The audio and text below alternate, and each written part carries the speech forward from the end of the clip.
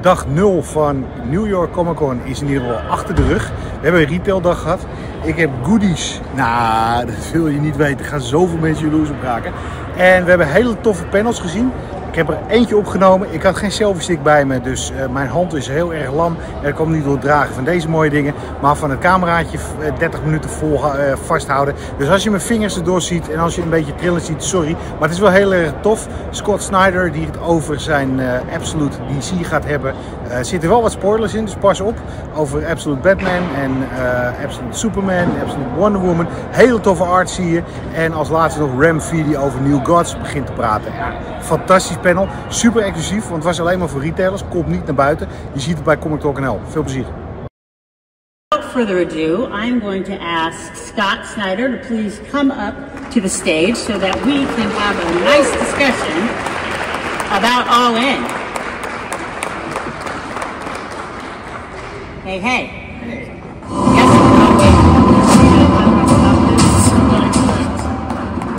I need fog. There we go. And lights. Oh. That's what I expect.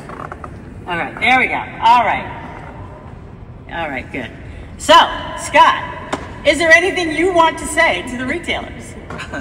I just came in on the train and it was literally half Mets fans going to Citi Field and half Billie Eilish fans going to MSG, and I felt like the bridge between these fans. It was amazing. I was like the Batman bridges all things. But yes, of course, like, first of all, like, thank you. It's been amazing to listen to everybody go. Like, I've never been to one of these before. So to see Image, Oni, Mad Cave, Tiny Onion, like everyone come together and like talk about all the exciting, cool stuff they have coming has been awesome. So thank you for having me. I really appreciate it. And above all, like, thank you guys, because All In has exceeded all of our expectations. I mean, we were hopeful about it, but it's obviously like it's blown by those projections, but that's because of you, and not just because of like your passion and your support, but because you built it. I mean, for me, like the honest truth on my kids is like whenever I have an idea for a comic, whether it's like all the way back to like American Vampire, Black Mirror, anything, I go to my LCS first, Fourth World in Smithtown, New York. But I ask them, I'm like, what do you think of this idea? And sometimes they're like, that's a terrible idea, and I'll do it anyway. But I always ask them because they know the market. You guys know the market like nobody, obviously. And one of the fun things about this initiative was that when DC invited me and Josh in to architect it, and it was all we wanted to do. We were like, we want to do an initiative. We want to do something like the New 52 and Rebirth. The first thing we did was start talking to you. I went to Fourth World, we went to Midtown, we went to Third Eye, we went, you know, and this, when we asked, like, what should we do? Should we do new, we want to do like new reinventions of the characters. We also want to do classic. All of you guys said the same thing. Do all of it. Do all of it. Because you felt that there was a hunger right now, a desire beneath the surface for exciting, big takes, big swings on these characters, and that fans out there wanted to reclaim them from movies and TV and say, this is where these characters live their best stories. This is where they're reinvented. This is where their most epic tapestry of narrative has happened for 100 years. And so it was exciting, and every bit of this initiative, the fun was building it with you, asking, should we release all the Absolute books on the same day? No, we shouldn't. We should do it all. Should we lower the retailer variant threshold? And yes, we should. Should we do the Justice League cards? So, as many of you know, I see like a lot of familiar faces who I bothered a lot of times, and Josh did too, over the last 2 years as we were building it. You guys built this. So I can stand up here and be like, thank you for Absolute, for all this stuff and whatever. But honestly, from the beginning to the end, it was constructed by you. And what it is it's a conversation with you. And our commitment to you, what I'd say to you, the way that we thank you is to continue that conversation into 25 and make sure that all the books we do and what we're working on, we are listening to you and talking to you about what's working, what's not, and the new era, like the way we're going to go forward, like, you know, Nancy, to her credit, to everybody at DC, is to make sure we have an open channel. And if something is working, tell us and we'll do more. If something isn't, we'll listen. And so the fun of this whole initiative was being like, you guys know best. You know your audience. Will we always listen to you? Like the way I don't always listen to my LCS? No. Like they were like, don't cut off the hand. I'm like, I'm cutting off the hand. Like that was it, you know, but we did it. But the point is, we will always take your opinion into consideration. And we want to hear from you. And the success of this is your success. So thank you for building this with us. We are all in with you. And my commitment with DC, it's been the most fun I have ever had in superhero comics. And that is like so much on you. So thank you so, so much for making this something that's been a blast to be a part of. Yep. And thank you too, Scott, because it's actually been a lot of fun to have you back in the fold and working with us again. And we've had tons and tons and tons of conversations. This is where I give Nancy like 20 bucks. Yeah. Like, no, but it is true. Seriously, it has been great to have you back and working with everybody, shepherding this through. And listen, congrats again on Absolute Batman. Last week, we were all thrilled by the results. I mean, I think I can say that I think we're well on our way to being able to say we have the #1 comic of the year. We're well on our way to doing that. So, seriously. Jason, you and I have to fight. We'll be good later. So, you did a video a few weeks ago where you went through in detail about Absolute Batman #1, kind of got everybody excited about it. Can you just take a couple of minutes to just walk through Absolute Batman #2? Yeah, sure. It was funny because they put in pages and I was like, more, spoil everything. So that's where we're at. But for us, like, yeah, with Absolute Batman, the fun was to just do a book that Nick and I loved and, you know, would be almost like an indie band thing. And the success of it has been a big surprise. So we're just excited to keep it going and go bigger and bigger and bigger. And I can promise you, like, issue 2 is bigger than issue 1. Issue 3, we're going to show by issue 5, we start showing, like, who the Joker is, his past. Like, everything is just, working on Batman with Greg, it was the biggest thrill of my life. But it was like being shot out of a cannon onto the biggest book in the industry where I was, like, so brand new. And it was really scary the whole time. And this time I've had time away and been able to kind of consider each beat. And just, even if it's not something that I know everyone will like, it's like something I believe in. And so the fun of this book has been to be able to just make everything brand new from go. So yeah. All right, so this is the opening. This is, if you read issue 1, like, at the end of issue 1, in issue 1, what you see is that Bruce is out on a school trip with his father, who's a teacher, to the zoo. And Joe Chill is somebody who starts randomly just firing at people at the zoo. And Bruce, his father, Thomas, pushes all the kids on the class trip into the bat house and says, everybody get in, closes the door, bars the door with his own body, and he's shot. And so this is the first page of Absolute Batman #2, where Bruce is yelling, he's like, Dad, open the door, please. And then the bats, who the bullets have come through the glass, like the door and the glass, and busted the bat house. The bats crawl on him, cover him, spoil it, Jim Gordon finds him later, and every title page is going to be one of these big, beautiful spreads. And now this is like, Nick is going to kill me for spoiling all this stuff, but so Alfred is narrating over this. Alfred is kind of my POV character. You know, when I wrote Batman, it was kind of like I was Batman, you know, like facing my fears. For this one, I feel like Batman is almost like my kid, where my teenagers, I feel like, are facing a world that's really challenging, right? It's really dark. Like, there's a lot of stuff that you feel like, how can they be hopeful? And yet, they refuse to accept it the way it is. They refuse to take some, you know, compromised system, and instead they'd rather break it, do something new. And there's a huge inspiration in that. I love that. And so Batman here is anarchy. He's like the monkey wrench. And so Alfred is my point of view character, where he's like, I was in MI6, I was in the Special Forces, and what I've learned is that every battle, every war, you have to retreat at some point. And so he's talking about Batman here, and he's like, every time the party animals, that's the gang in our thing, I love them, they're like crazy partiers, they wear ape skulls. They're like, every time the party animals raise the stakes, Batman raises right back. He seems to know where they are every time. I keep waiting for him to retreat, like the other night at the aquarium.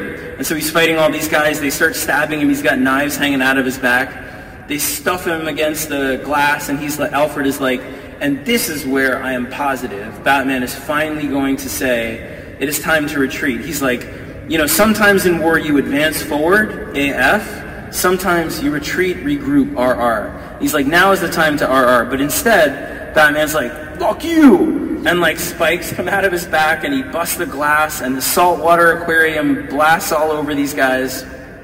If you look, yeah, there. And Nick did this great banner that's like, Gotham loves its wildlife in red. And Batman goes upside down and all the party animals are like, what are you going to do? You can't hide up there forever, asshole. And Alfred's like, so now it has to be the time when he's going to retreat. And it's like, but instead he drops a concentrated, chemically enhanced vinegar pellet that turns all the salt water, and I looked this up, you can do it, into hydrochloric acid. I can't believe DC let me do this. And like all of a sudden, all the party animals, they're running out and they're like, I have no toes, it burned up my toes. And they're bleeding all over the floor and bleeding out, they got no feet.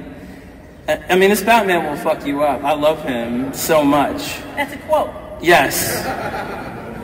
And then he runs out and Alfred is like, he just doesn't retreat. No matter what I see, he just never gives up. And so the next page, let's change it. Eventually, the party animals find his base. I'm just going to spoil everything in this whole issue because I know you won't tell anyone. He's like, I follow him for a few days. When he's Bruce Wayne, he's monastic. He visits his mother, he works construction, he does nothing else. That's all he does. Except one day he visits his father's killer. Every 2 months he goes to see Joseph Chill in prison. And because I don't have audio, I don't know what he says, but I assume he says, I wish you were fucking dead. And I like him for that. And that's it. And he's like, but then one day, just like me, all the party animals, they find his bases, they find his skyscrapers that he hides out in the top of skyscrapers where all the oligarchs and corporations own them, like in New York City, like this, where all those skyscrapers are just empty. And they come running up and Alfred's like, finally he will retreat. And instead he blows the tops of all of the skyscrapers off and makes them look like a cowl for the city. I've always wanted to do this. They would never let me do this until now.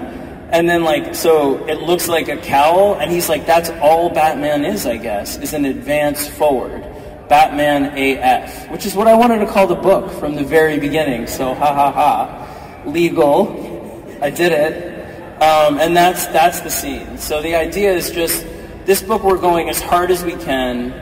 We're doing it for ourselves. It is the most fun. I had so much fun. And I'm committed to it, Nick too, for years. Like, it is an ongoing, officially, like, we are not coming off of it, like, for better or worse. Like, we are here to terrorize it and just have fun and make the best book that we can. And I'm like a middle-aged man who loves Batman. And it's just really fun. So I hope you guys enjoy it. Sorry, Nancy. This was scheduled for like 2 minutes.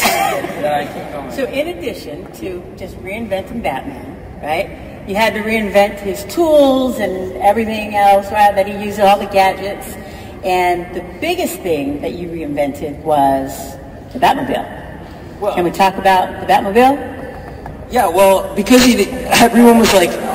everyone, it was really funny. They were like, he's poor. Is it going to be like a Hyundai where he like drives away? And the thing, I was like, no, he's a construction worker. It's a giant dump truck. They also, like, not only is it that, but this is issue 2. Now I'm going to spoil issue 3. This is the end.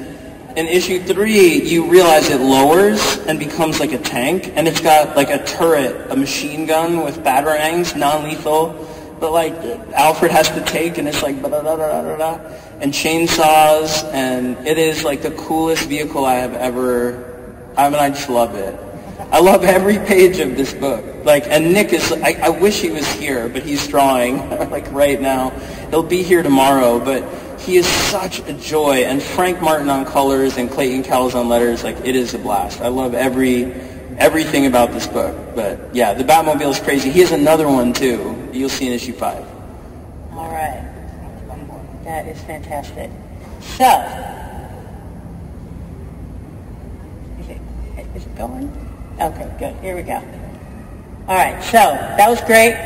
Thank you. But let's talk about some more absolute stuff. Let's talk about Absolute Wonder Woman #1, which did fantastic this week. Kelly and Hayden couldn't be here tonight, but they graciously gave us some sneak peeks to share with you here tonight. Scott, can you just talk a little bit about how it's been working with them both on Absolute Wonder Woman? Yeah, they make me want to be a better writer and creator, honestly. Like, you know, one of the jobs, so I have like a consulting thing with DC, and part of the job was like finding people to do the books. And talking to Kelly's whole inspiration was like, I don't want Wonder Woman to be like someone who's been apart. I don't want the Amazons to be apart from history. I want them to be the secret heroes of history. And I want them to be gone. And this Wonder Woman not to be perfect. Because in the DC mainline, it's great for her to be this kind of majestic figure. But here I want her to be wild and dangerous and, you know, and what if she's raised in hell? And I was like, what? And it was great. I was like, you know what? Go for it. And Hayden I worked with at IDW they're like the next superstar.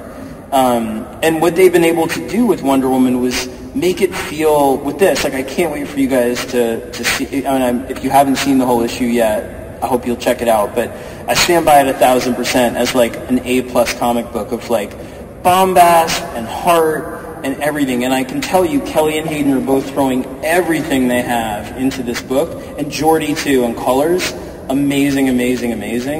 And yeah, Steve Trevor, like everything coming. I don't want to spoil their book. Well, they're going to let us spoil a couple of things. So they did send us a few interiors to show, not colored yet, but everything is being worked on right now. So there's this. Yeah, their plan about Wonder Woman in this book is raised in hell. She's got like the lasso of fiery pain, lasso of like, no lasso of truth. It's awesome.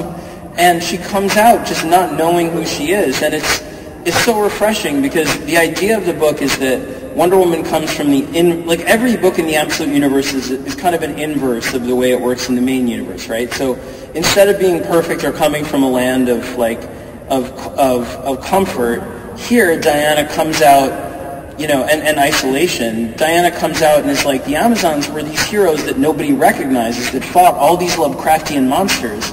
Who are they? What am I? And she's angry and different and has a magical pouch with a giant sword and all kinds of amazing magical weapons, and she fights monsters like a badass. And like, I'm going to spoil Jason's Superman in a minute, but it's the same ethos where it's kind of like, you know, every book is meant to kind of invert the things that you know, but keep the characters true to core, and they've just completely done that with this. So seeing it sell what it sold, 106, whatever, like, you know, again, like we never expected that. We just went in being like, hopefully you love the book, and by word of mouth. So whatever we can do to keep this going, like we're here for it, because all we're trying to do is the best books possible, like each issue. That wasn't the number. It was much higher. Okay, so let's talk about Jason's book, Superman. Really, we were it's so bad. Thrilled with this. It's so bad. Thrilled with this one. Yeah. No, we were thrilled with this one. This is absolutely amazing. I know you two talked a lot at San Diego about working together and on this book. Anything you want to say about just this process or on Superman? Yeah, Jason was the very first person I approached when I got the okay from DC to do Absolute. He's been my partner in that space. Josh has been my partner when it comes to architecting everything for the overall initiative. But when it comes to Absolute, like, you know, again, like Kelly's been instrumental in architecting stuff, but he was the first person that signed on. And he inspired so much of Absolute Batman, and our conversations about what Absolute should be, like, shaped the whole thing. So, you know, I knew him and we were friendly, like we'd been to some tiki bars and whatever before, but I had never, that's where you'll find us or him, but I had never really gotten to work together, and to see what a thoughtful visionary he is. Like Absolute, the universe Absolute would not be what it is without his contribution, and the Superman book is just so good. It's such a vision. From the moment we started talking, it was like uncompromising about Superman is someone who brings out the best in us, who sees the best in us, and even no matter what you do to him, whether you beat him down and change his circumstances, he will always be that. So it's a book where his context is darker and tougher, the same way the other Absolute books are, but he's still Superman. He's still the inspiration. He's still, even more so, I would argue. You know, so it's just such a joy, and it's such a joy and thrill to get to work with Jason on all of it, honestly. It's been, and, you know, to get to know him and learn from him has been amazing. So recently, you and I were talking, and I was telling you how very much I enjoy metal, death metal, and I kind of remember, like, at the end, I think it was issue 7 in death metal, right? It was like, it was alluding to something, and then, of course, it picked up again. There was a little nod to it in the All-In special, right? And so we actually talked about the interconnectivity of what you did back then and what's happening now. And maybe we can rehash that conversation and tell them that. So I think it's actually pretty interesting for what is happening now, but also what we know is going to happen in the future with where it's going. So again, like, you guys have been listening to me gab for a long time, so I apologize, I'll shut up. But one of the most exciting things about coming back to DC was a lot of the years that I was at DC, and I'm sure a lot of you have been through this as retailers and seen this stuff, the last 10 years has been fucking crazy. Where, like, DC and Marvel have both been, like, bought by companies above them, and then companies above those companies, and Megalodons. So I'm, like, I'm going rogue, like, off the, you know, Megalodons eating Megalodons and whatever. And sometimes that makes it hard to have, like, a singular kind of, a singular kind of, you know, connectivity or initiative that goes for a long time. But with this, like, the feeling was, if we come back and we do this, we really want to commit to it and build something over time.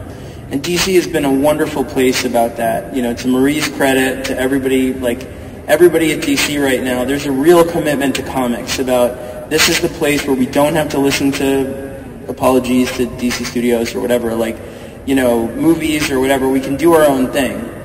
And so what we've been able to do with this is say, we're going to commit to this story for a couple years and build out. And so what happens in the DC All-In special is going to build for a year through a number of books and all of that stuff. And then I'm going to stay on, like I said, and with amazing editor Paul Kaminsky over here, I've been having so much fun that I'm decided I'm going to stay on and do, like, work with him on our fall thing a year from now. It's going to be a lot of fun, big event. It'll bring a lot of this stuff together. And again, it's credit to you guys. It's been so much fun to be able to be a part of DC that, yeah, I'd like to stay, and we're going to keep it going forward for a long time. So, Justice League. Let's talk about the interconnectivity with Justice League and how it's been to work with Mark. Yeah, Mark Waid is amazing. He's incredible. Dan Mora is amazing. But again, Josh and I have been talking to everybody at DC about making sure that the story that happened in All-In will actually pay off.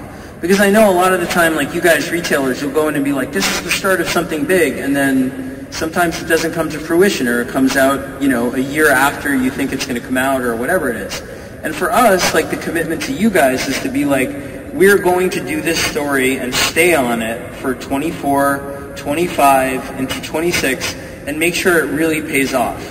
So, like, that's my promise being there at DC. And with Mark Waid and with Justice League, you'll see in the very first issue some of the Darkseid stuff coming to fruition. You'll see, like, with Darkseid gone, a lot of the story of this year will be like, what comes in to fill that void? There's a cosmic need for a dark god, for there to be almost like the most evil, the most dark presence in the DCU. What will that be? And that question will fuel a lot of things all throughout 25 into 26, and then fuel the event that, like, we're talking about doing a year from now, right now. So, yeah. Here's another, some more interiors from Justice League. All right, so what are you excited for next? There's so many things. Again, like, you know, there's books that are really, you know, that are some of the smaller books, like from Catwoman, Ivy, like a lot of that stuff, to the biggest books like Justice League Unlimited. But one of the other things that we're trying to do with All In is really foreground some creators that have like done amazing work at DC and now are coming in to do new things. And one of them is Ron B. And what he's doing with New Gods is going to be completely central to the DCU. Again, like a lot of the idea this year going into 25 is to be coordinated and talk to each other, be collaborative, to make sure that you guys as retailers feel like there's a sense of confidence in us as a company, as editors, creators, that we're all working together to make sure that everything pays off. And that's been the joy, because, look, I'm not trying to shit on anybody, but being at DC for a number of years where there's a lot of corporate changes and all of this stuff, it's not easy to get that sense of consistency. But now that we've kind of settled, like, we can do that and be like, listen, we're committed to you for a year from now to do this, or we're committed for you 6 months from now to do this.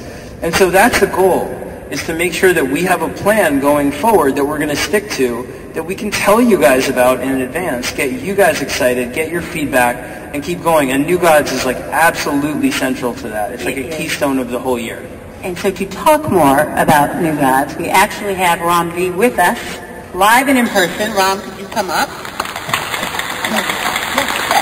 Thank you, Scott. So, you guys, no lie, Ron changed his plans and flew in early just to be able to do this. So I wanted to publicly thank you for that. It is not a short flight from London. Any excuse to come back to New York. So we really, really appreciate that. I know you're going to go into, you know, a lot of detail about this, but you and I were having a conversation just about, hey, you know, talk about what you were thinking about in taking on New Gods, and what were you thinking? Was there a nod maybe to Kirby, or how was it different from that? Can you just go through that a little bit? Very, very early on, I was still working on Detective at the time, and I was asked, what are your plans next? What do you want to do next? And I felt like I wanted to take on the stuff that really excited me about comics. Kirby's work to me had always been something that bursting with ideas, and I felt like you could take a page out of a Kirby comic and turn that into a whole miniseries if you wanted to. And so when I pitched this early on, I pitched it as, why are all of these entire universe of completely bonkers ideas and characters just sitting in a corner by themselves? They should be part of the DCU. They should be interacting with the everyday characters that we are so familiar with. And so that was the original motivation behind bringing the New Gods to this sort of new era of DC books. Obviously a big fan of Kirby, but also we are definitely looking to evolve and move forward with the ideas that were put there. Okay. So we've got some interiors that we want to show. I think we're showing these for the first time. They just were colored when we came in? We've shared some snippets here and there. Evan Cagle and Francesco Segala on colors. Evan, you're all familiar with Evan's work from the covers on Detective, but yeah, it's just insane, bonkers. Like, people look at his pages and go like, he must take forever to do them. Well, I guess he doesn't have a life or something. But yeah, no, they've been amazing. We've been, actually that second page is super interesting. Scott was talking earlier on about how the New Gods are central to this narrative that we're building, the greater narrative that we're building. And that space behind them kind of fractured into two halves. Those are actually the two universes, the Absolute and the regular DCU. So the New Gods kind of sit at the fulcrum of both of these universes and have access to both of them, even if they don't know it right away to begin with.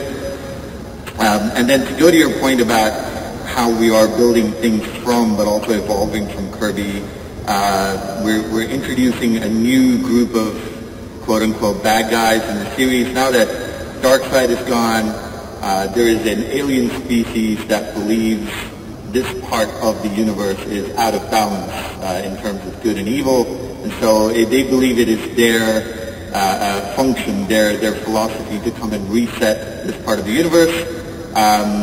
They are powered by the Great Darkness as opposed to the New Gods being powered by the Source. And so that conflict is going to be something to watch. So who are we looking at? Yeah, we're looking at the leader of these forces, not the biggest of the bad guys, but big enough. His name is Karok Ator. A little later we'll look at his design.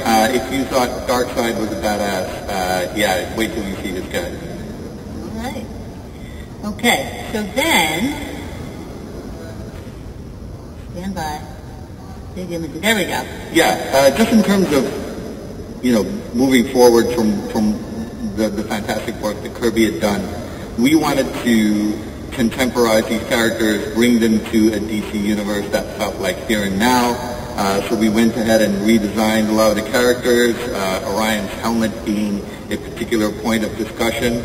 But the joy and excitement I've seen from both retailers and readers about these characters coming back into the fray has been sort of amazing to see. I know you were saying that people are coming up to you going, "New guys, new guys." Yeah, the number of people I had yelling at me on the street while I was walking up here, going, "Very excited for New Gods." The convention hasn't even started yet. That's amazing. All right, so then we talked about Orion. Yeah, the things kick off with this big prophecy. Metron's making a prophecy about the newest new god who will awaken on Earth. Coincidentally, Scott Free and Big Barda have just had a child. Her name is Olivia Free, or Liv Free. And yeah, Scott's sort of interested in raising her, but Metron, being the two-faced trickster that he is, makes this prophecy to New Genesis, tells Highfather this is going to be terrible, so Highfather sends Orion to eliminate this newest child. The same thing he does on Apocalypse, and he leads them to believe that this new child might be the second coming of Darkseid.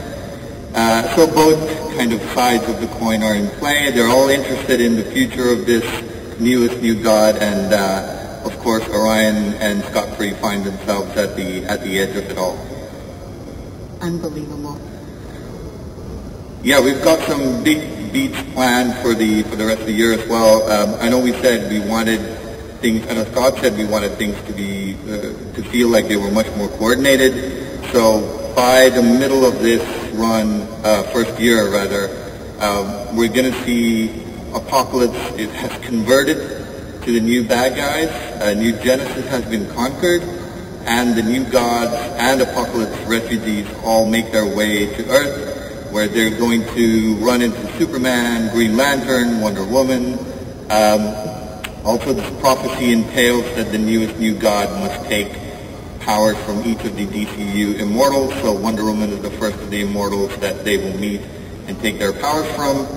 Another big beat is Highfather is going to give up his throne, for he feels like he has failed his people. And so the question becomes, who will be the next Highfather? Will it be Orion or will it be Scott Free? Obviously, spoilers, but eventually Scott Free will take on that mantle, because Orion, we will discover, has a different path, maybe a darker path to tread, one that is connected, of course, to his biological father, Darkseid, and will bring the Absolute and DC universes into collision by the end of this first year. So we were talking about all of these new beats and all of these spoilers. We talked about, there was a piece of art that came in literally hot today that we wanted to share here with everybody for the first time. Talk about this. I was actually talking about this on Twitter earlier. When I first had the ideas for pitching New Gods, I called up Jonathan Hickman and I said, "Hey, I love how you do these sort of big sprawling events. Can you give me some pointers?" So obviously what I took away was I need more data pages. So I've put in, there are these kind of prophetic data pages in New Gods that are data pages, yes, but they also feel like you're collecting pieces of a new myth, a new religion, if you will. I'm very excited about them. You can see the first one here. There will be many more to come. And then we have the design for our bad guy that we introduced earlier. His name is Karok. He's a fanatical part of a new alien species called the Niktari, and he believes this corner of the universe has fallen out of balance. He sees himself not as a leader or a god or a king of any sort. He's a scavenger. All he does is he moves and cleans the debris from places that are supposed to be dead and gone. I love it. I love it. Well, I have to say, it was great having you on Detective. It is wonderful that you have joined this all-in initiative. So thank you very much, and honestly, I really mean it.